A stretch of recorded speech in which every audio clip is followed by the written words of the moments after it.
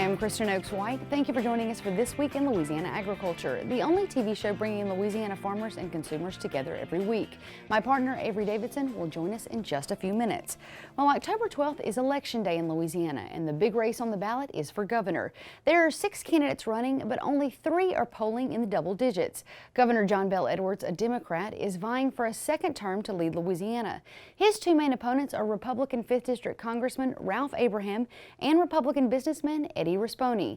In the interview we brought you last week, Governor Edwards pointed out his work to protect agricultural tax exemptions over the last 4 years and touted his background in ag. I grew up in Amite in northern Tangipahoa Parish. My dad owned a dairy farm. We ran the dairy farm, but I also worked at some of the produce farms in the area during the summer and worked really hard at that, and those days were hot. But it just gave me a real appreciation for a good, honest day's work, but also the quality of life that you get when you're in the agricultural arena, whether it's dairying or produce farms or whatever. And it really helped to shape me in terms of work ethic, but also, again, my appreciation for what farmers go through, because it is tough. I mean, you got to deal with commodity prices. You got to deal with the prices of all the inputs. You got to deal with the weather, and you don't have much control over any of those things. And so it really is a tough but great way to live, and it's an honest way to live, and it does so much good. I mean, $11 billion is the economic impact of agriculture in the state of Louisiana. I mean, just think about that. That is absolutely huge what they contribute. But they contribute at least as much to the quality of life, the way of life that we have enjoyed here in Louisiana. Congressman Ralph Abraham is Louisiana's only representative who sits on the House Agriculture Committee. Aside from being a pilot, veterinarian, and a medical doctor, Congressman Abraham is also a farmer. I grew up on literally the same piece of property that I live now. And Diane and I have raised our children, and certainly our grandchildren come over and spend time with us, and we're very grateful for that. I've been honored as a Louisianan to serve this great state as a soldier, a farmer, a pilot, a veterinarian, and a medical doctor, and certainly that veterinary degree, working on those large animals, going out to those farms, going out to those ranches. I know, but a lot of people don't know, how hard of a life that is and how hard it is to make a living at it. You're still involved in farming. Absolutely. Tell me a little bit about what your son-in-law and you still grow. Look, on the farm this year we have cotton. We had corn last year, we've had soybeans, so we rotate those crops, and it depends on the market. Farming is tough right now. We understand the margins are very small, production costs are still very high. People tend to think that farmers have an easy life. They don't. It's very difficult and it's very stressful. Now, since our last show, we were able to connect with Eddie Rispone. Avery Davidson sat down to find out where this candidate, who built a career in construction, stands on agricultural issues. Mr. Rispone, thank you so much for joining us here on This Week in Louisiana Agriculture. It's a pleasure to have you here. Thanks for having me, Avery. I appreciate that. Well, you're running for governor. What made you decide to say, you know what, I've had a successful business, I've gone forward with that, but now I want to step into the public arena? Yeah, let me start with this. I'll give you a little quick bio of myself, you know. I grew up in North Baton Rouge, where Standard Oil established themselves, and I think in 1909. And so I grew up in a blue-collar family of 9 in a 1,000-square-foot home, attic fan, 1 bathroom. At one point, there were 6 children in there, and I always tell people my mother was a saint.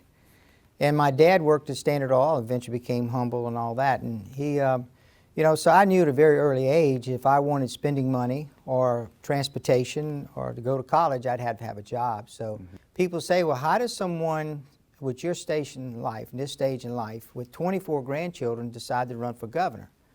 And what happens when John Bel got elected, you know, of course I was disappointed. But what happened is that in the first session, he tried to cut the budget or defund the scholarship program that allows low-income children to escape failing schools and go to a private school. And it just really got to me. You know, it bothered me a lot because I spent a lot of time trying to help children get educated. So God knew this was on my heart. And so it got to the point when I was around my children, I would feel, I don't want to say guilty, but I was not doing what God wanted me to do, help these children in a bigger way. And so I went back to my wife and explained that to her. And I asked her, I said, would you mind praying on that again? And she did. And she came back to me several weeks later. I don't remember, it was 5 weeks, 4 weeks, or whatever. And she said, okay, I'm in. I understand. I know what we have to do. And peace came over both of us. Mm-hmm. And, you know, I tell people when you listen to God and you answer His request, you do have peace. Not that this is not easy. It is a challenge to do this, especially at this stage in life. But we're both at peace with it, and we've committed to do what God wants us to do. And that's to create a future for our children and grandchildren and all of our children and grandchildren in Louisiana. And we deserve that. They deserve that. You know, we should be number one in the South when it comes to jobs and opportunities is a big part of that. And that's what we're here for, to turn this state around. And really, it boiled down to our faith. That's why we're in this race. And people ask me that all the time, and I tell them that's the truth. I'm not afraid to say that, you know. It's not an ego trip. Believe me, it's not an ego trip. This is trying to do what He wants us to do. Tell me a little bit about your connections with agriculture. We were talking earlier about, you know, you do have some pretty close ties. You know, I would say this. My grandparents, are both sides, my mother and father's parents, were strawberry farmers in Tangipahoa Parish, Amite actually. And so my dad grew up doing that with him and his brothers and sisters. My mother did the same thing. I mean, they worked out there. So we used to go and be a part of that. And I learned very early age how to pick strawberries and pack them and bring them to the rail station to send them up to Chicago, and then all the I guess you call them the fruits and stuff. I mean, the bell peppers and things would go to New Orleans most of the time. So my dad always had a garden, so I did those things as well. And I learned those things and work in the garden, follow my grandfather around with a mule and everything else. So it's close to me. It's in our family, the farming side of it. And then just recently, you know, I guess it's been about 6 years ago, I bought some property, timber property. And so I really have learned a lot about that part of the agriculture and what it means and what it, you know, how you plan, you thin the forest, and you have to mark the timber. I also learned that, you know, you don't make what you think you're going to make on the timber, and the product goes up and down, and it takes a while. And we've also planted quite a few acres, maybe about 200 acres of soybeans and sometimes corn, you know, for self-consumption for our wild game. So I've learned about the planting and the spraying and what it means to pay for the seed and the fertilizer and all the fuel. And you brought up about buying the feed, the seed, the fertilizer, those sorts of things. Currently, those are all exempt from state sales tax. We had a bunch of people looking at those ag exemptions whenever there was a budget crisis in the state. What would you do as governor to help protect those ag exemptions? We will protect those. I was visiting with Brent Alon, and he was one of the senators that stepped in there and said, guys, let me explain something to y'all. And so he's the one that kind of led that charge to get that off the table, to make sure we protect that.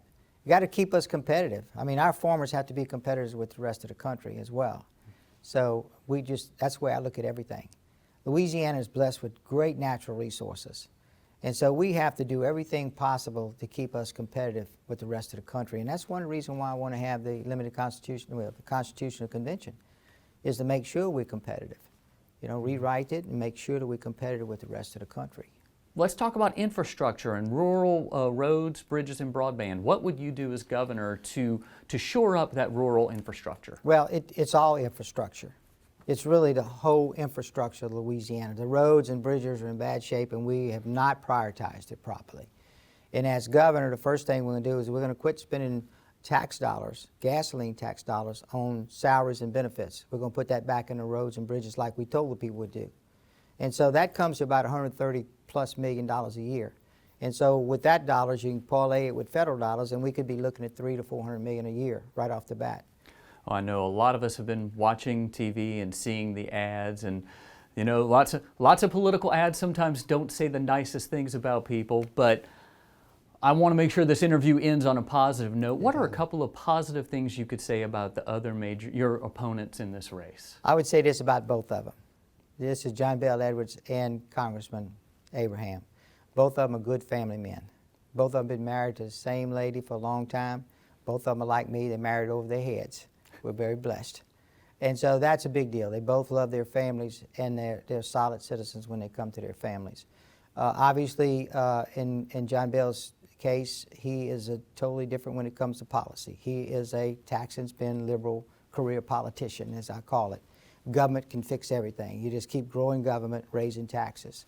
And so, but I know that that's sincere about him. That's just him. You know, he's a good family man, and you have to respect that. He's also very personable as well, as you probably have already known. Congressman Abraham obviously is the same way. Good quality person, lives, you know, good family man, loves his family and grandchildren like I do. You know, he's been a hard-working person all his life as well. You know, I think he's more of a policy person than he is someone to step in and take over a $30 billion operation. And so I look at it that way. You know, I'm looking at one is policies and one's, you know, different policies, and one has similar policies. But there's only one person here that started a business with 3 and has almost $400 million in revenues, and really has the skill set to take on a $30 billion operation and turn it around. And then someone that's not beholden to special interests, that has the backbone to do something different, similar to what's happened with Donald Trump with the United States. You know, he just gets in there and makes things happen. And that's why I'm in this race, you know, the future for Louisiana, for our children and grandchildren, so they'll stay here and be proud to call Louisiana home, you know. That's it. I mean, this is the way it's happening right now. Well, Mr. Risponi, thank you so much for taking the time to sit down with us and spend a little time and let our members get to know you. I appreciate you having me. I really do. You do well, doing well here. Appreciate it. Now, the governor's race is not the only one you'll find on your ballot. Incumbent Jen Donnellan is facing a fellow Republican and insurance agent, Tim Temple, in the race for Commissioner of Insurance. Commissioner of Agriculture and Forestry, Dr. Mike Strain, is running for a 4th term. He's facing 3 challengers who are Democrats and 1 Republican. There are also 4 constitutional amendments on the ballot and a host of local elections, so be sure to get out there and vote. Again, Election Day is October 12th, and you can see your sample ballot on the Louisiana Secretary of State's website. We'll post a link to that on our website at twilatv.org. Still to come on Twila, Carl Wiggers digs up a pretty sweet story in Acadia Parish where this year is totally different for a crop there. But first, did you know cotton can be brown? Tammy Arender tells us about one grower keeping this heritage strain alive. Stay with us.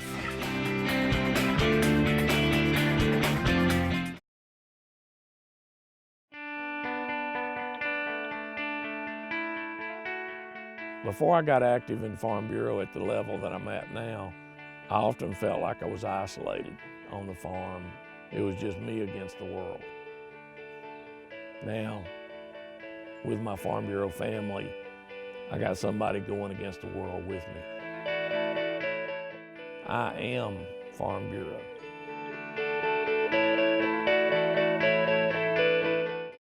I now hope they're fighting today. I hope they are. Put a Dorito on here.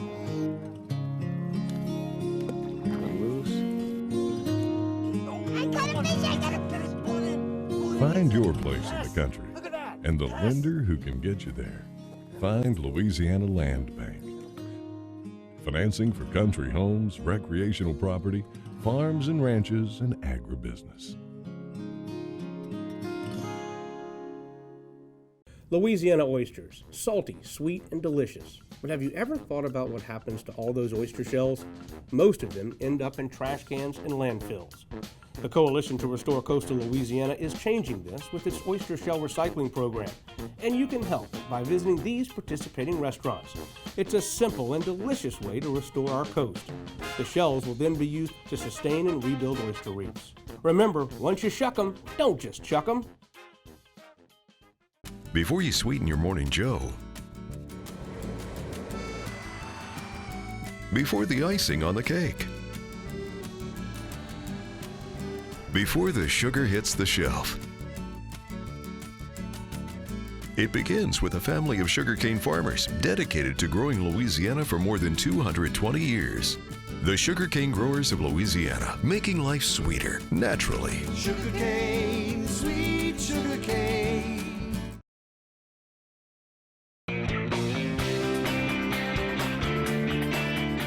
Many cotton farmers are in the fields starting to harvest with big mechanical pickers.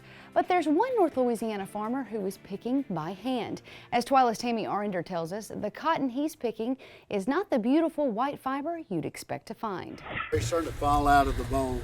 Anthony Lionel Mullins traded the classroom for a cotton patch. He's a retired school teacher from Webster Parish. Each year at school, we would talk about different Louisiana products. Aren't they pretty? And they're all brown. And one student stumbled across something called Louisiana brown cotton. So Mullins ordered some seed from a company in Virginia. It was pretty interesting that it was a Louisiana original thing that they were selling from Virginia or wherever it was. Bleeds the green into the fiber. And it's not just brown cotton he grows on this little spot in Sarepta. There's green and other colors too, all picked by hand. It's a hobby for me.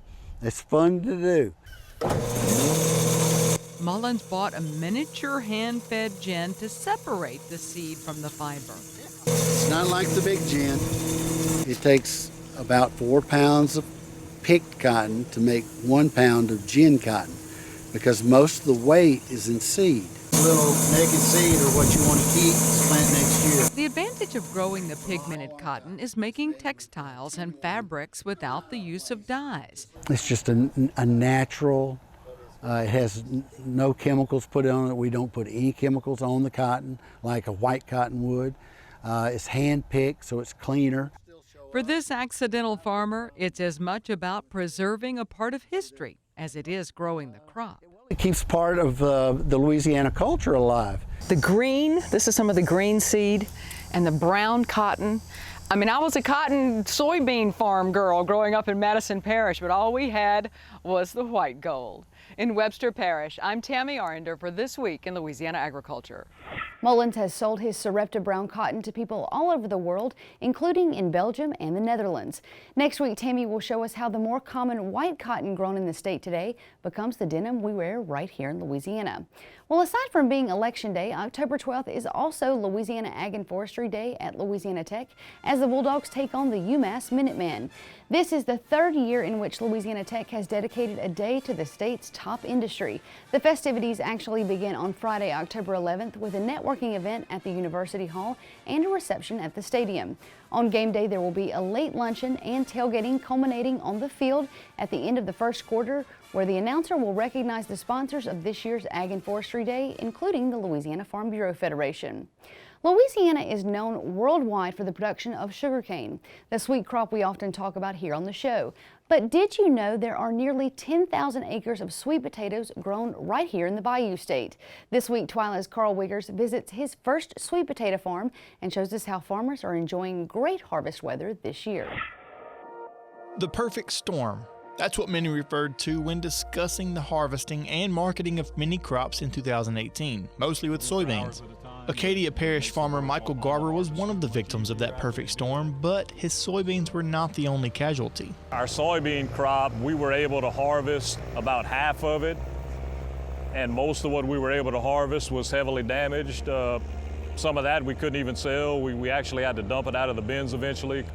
Sweet potatoes, we lost a third of the crop in the field. And similar to the soybeans, a lot of what we brought in had, additional damage. Garber says the wet spring had this year off to a challenging start as well. It did hurt, especially our sweet potato crop early with some of the big rains in June. Summer has been pretty good. It's been good average weather during the summer so far. The fall is starting out, with favorable weather conditions. So overall, this has been more of an average to better than average, weather year for us so far. Getting the crop out of the ground is only part of the work. Then it's on to Matthew Garber to find a buyer for all of these sweet potatoes. Our general market right now is from Texas to Minnesota, all the way to Nova Scotia and Florida. Those are the outer four corners of the Garber's market, but they also are putting these sweet potatoes in Louisiana grocery stores. Rouse's is a customer of ours, has been for a long time. Associated Grocers in Baton Rouge takes our product. The Louisiana producers try to supply the Louisiana market as much as possible. Garber takes pride in knowing that the crop that he and his family bring in is helping to feed other families across the country. A lot of our stuff gets dumped on the shelf and our name, it does not get put out there, and that's fine, but it is neat when we know it's there, even though our name is not advertised. We're not stuck on our farm recognition. Our personal satisfaction off of that is enough. The Garbers typically wrap up sweet potato harvest at the end of October, and they're on track to do that this year. For comparison, last year with the extremely wet August and September, Michael said they were still digging for sweet potatoes in mid-December, and it was crazy. Kristen, going to my first sweet potato farm, I grew up in Franklin Parish, and in the north part of the parish we have Black Gold. Dawson Farms was what it was when I was growing up. On the south side of the parish we had Thornhill Farms, both two really, really large sweet potato operations, and I'd never even seen the crop harvested. I was going to say, you're in the heart of sweet potato country, and the Sweet Potato Research Station is in your parish. I know. I felt really silly as I was on the farm the other day with Michael. I was like, I've actually never seen this. This is new to me. I've seen, video, and I've done stories about Lamb Wesson, which is also just north of the Franklin Parish, but never seen it harvested, and I was just blown away by how neat it was. It is really interesting and different. So different. What you grew up with, especially. Yeah, you can see in the video all the work they're doing by hand. Yes. Every one of these is pulled out by hand. It's pretty interesting. Oh, so you brought one back with you, yeah, I brought you something. You often ask us, what'd you bring me? What'd you bring me? Got you a sweet potato. You shouldn't have. What? You didn't even wash it. I didn't wash it yet. You didn't wash it. You brought me a dirty. Wash that before you get ready to cook it later on. I'll fling the dirt on you, Carl Wiggers. Thank you so much for the sweet potato and a great story. You're welcome. Well, still to come on Twila, kids across the state will be soaring during National 4-H Week, which includes a workshop on drone usage. Also, how are millennials shaking up the agricultural world? We have the answer and a few laughs in this week's Twila Boost. Stay with us.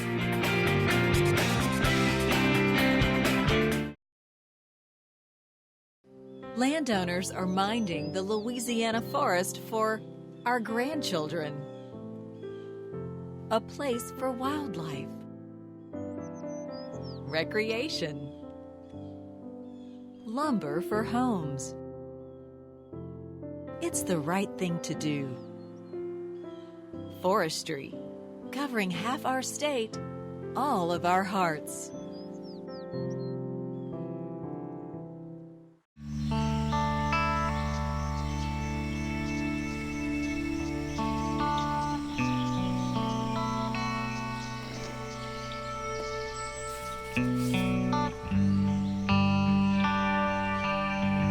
This is the moment I knew.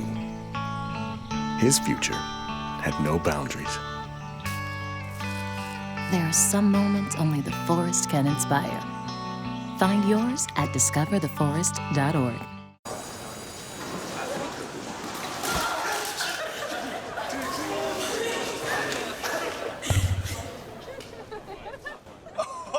That's low, that's low. That's low and below.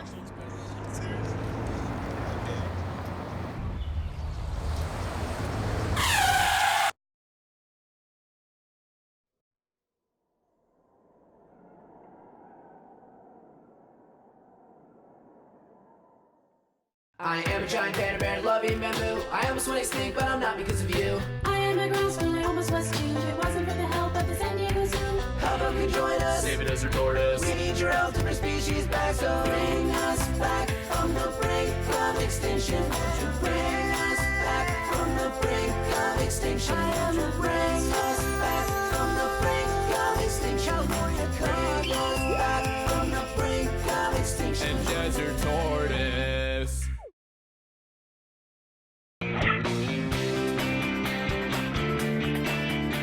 October 6th through the 12th is National 4-H Week, and the Louisiana chapter is joining the celebration. This year's theme is 4-H Grows Here and will involve activities focusing on science, citizenship, healthy living, and technology. In fact, one of the activities will be a drone workshop, helping to introduce kids to the emerging technology, including problem solving and engineering. Another component of 4-H is dedication to community service.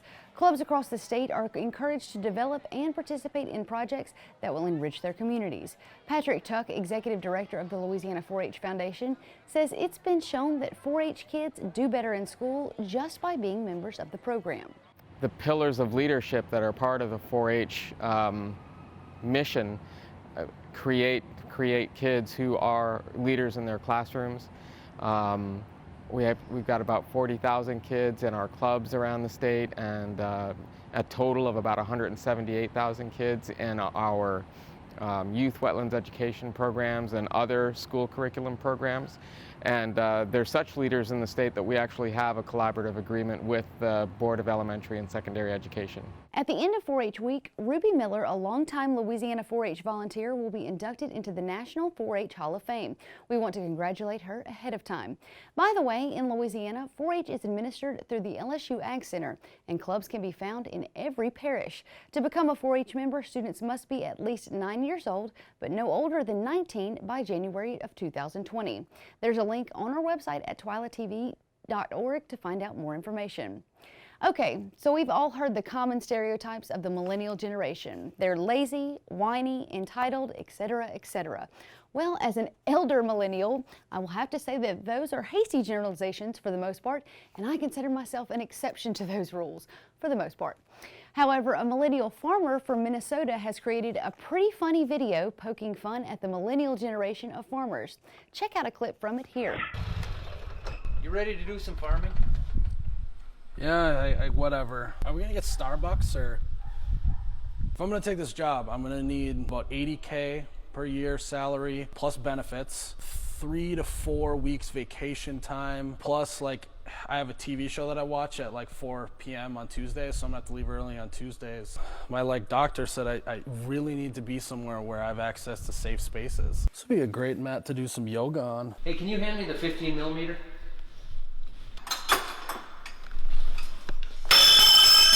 What is taking you so long? This is taking you forever. I'm getting bored. Is this a gas vehicle? No. Don't you know that polar bears are dying? Didn't you get here in a gas vehicle? Yeah, but like my mom dropped me off, and so like technically it was a carpool. That's way better for the environment.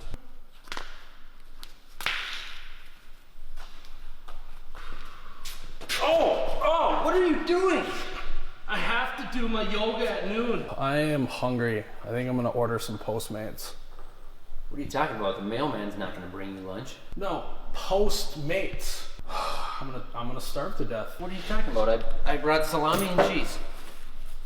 If it doesn't have avocado, it's an avocado no from me. To watch the entire video, visit our website at twilatv.org.